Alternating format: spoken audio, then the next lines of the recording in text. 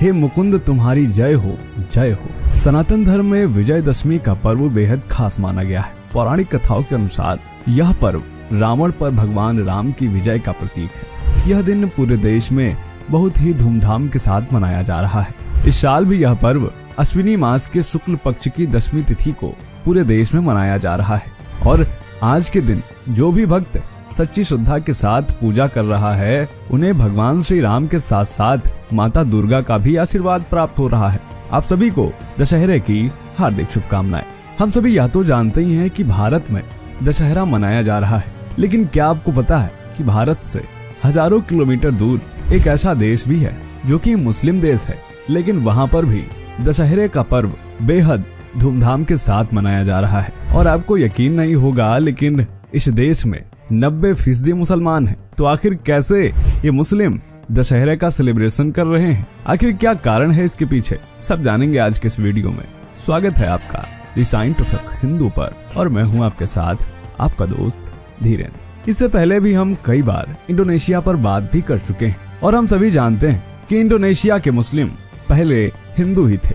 और भारत के पड़ोसी देशों में इंडोनेशिया भी वह देश है जहां पर इस्लामी आक्रांताओं ने हिंदुओं का जोर जबरदस्ती से धर्म परिवर्तन कराया। लेकिन इंडोनेशिया के मुस्लिम अपनी संस्कृति को आज भी नहीं भूले हैं। वो इस्लाम धर्म को मानते जरूर हैं, लेकिन उनकी संस्कृति पूरी तरह सनातन संस्कृति है। वो आज भी यह कहते हैं कि मैं इस्लाम धर्म को अवश्य ही मानता हूँ, लेकिन मेरे पूर्वजों ने जो हमें संस्कृति दी थी वो हमारे लिए विरासत है, इसलिए हम उसको नहीं छोड़ सकते। इंडोनेशिया के 90% निवासी मुसलमान हैं और उनकी संस्कृति पर विशेष तौर पर रामायण की गहरी छाप है। 1982 की बात है। फादर कामिल बुल्के, जो कि एक ईसाई मिशनरी थे जो भारत आए थे हिंदुओं का धर्म परिवर्तन कराने, उनको रामायण इस कदर पसंद आई कि उन्होंने स्वयं हिंदू धर्म अपना लिया।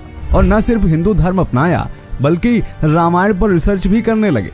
और जब रामायण पर वह रिसर्च कर रहे थे तो फादर कामिल बुल्के इंडोनेशिया जाते हैं। फादर कामिल बुल्के अपनी राम कथा के पृष्ठ संख्या 209 पर यह लिखते हैं कि 35 वर्ष पहले मेरे एक मित्र ने जावा के किसी गांव में एक मुस्लिम शिक्षक को रामायण पढ़ते देखकर पूछा था कि आप रामायण क्यों पढ़ते हैं। उत्तर मिला, मैं और अच्छा मनुष्य बनने के लिए रामायण पढ़ता हूँ। यहीं से आप अंदाजा लगा सकते हैं कि इंडोनेशिया में रामायण में कितनी आस्था है। इसके अलावा भी भारत में अंतर्राष्ट्रीय रामायण सम्मेलन हुआ था, जिसमें अलग अलग देशों से कलाकारों ने अपनी कला प्रस्तुत की थी, जिसमें सबसे ज्यादा सुर्खियां इंडोनेशियाई कलाकारों ने बटोरी थी। इसके अलावा 1973 में इंडोनेशियाई सरकार ने अंतर्राष्ट्रीय रामायण सम्मेलन का भी आयोजन किया था, जो अपने आप में काफी अनूठा आयोजन था, क्योंकि ऐसा पहली बार हुआ था जब घोषित रूप से कोई मुस्लिम राष्ट्र पहली बार किसी अन्य धर्म के धर्म ग्रंथ के सम्मान में इस तरह का आयोजन कर रहा था।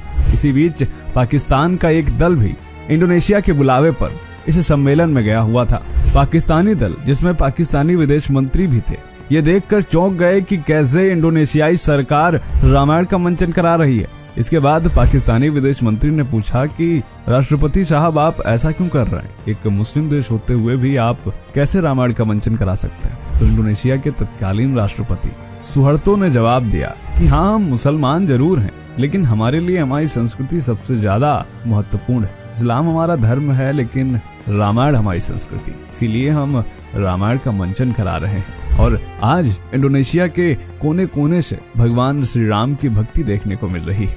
यही कारण है कि इंडोनेशिया में दशहरे को भी काफी ज्यादा महत्व दिया जाता है। इंडोनेशिया की रामायण 26 अध्यायों का एक विशाल ग्रंथ है, और इस रामायण में भगवान श्री राम के जन्म से इस ग्रंथ का आरंभ होता है। इंडोनेशिया के रामायण में नौसेना के अध्यक्ष को लक्ष्मण कहा जाता है, जबकि सीता को सिंता कहते हैं। हनुमान जी तो इंडोनेशिया के सर्वाधिक लोकप्रिय पात्र हैं। हनुमान जी की लोकप्रियता का अंदाजा इस बात से लगाया जा सकता है कि आज भी हर साल इस मुस्लिम आबादी वाले देश के आजादी के जश्न के दिन, यानी 27 दिसंबर को बड़ी तादाद में राजधानी जकार्ता की सड़कों पर युवा हनुमान जी का वेश धारण कर सरकारी परेड में शामिल होते हैं। आपको बता दें कि हनुमान को इंडोनेशिया में हनुमान कहा जाता है। दशहरे के दिन पर इंडोनेशिया के अलग अलग राज्यों में रामलीला का मंचन किया गया, रावण दहन किया गया। इसके अलावा सबसे ज्यादा दशहरे का उत्सव जो हमें देखने को मिला वह इंडोनेशिया के बाली में देखने को मिला, क्योंकि बाली ही इंडोनेशिया का इकलौता वह राज्य है जहां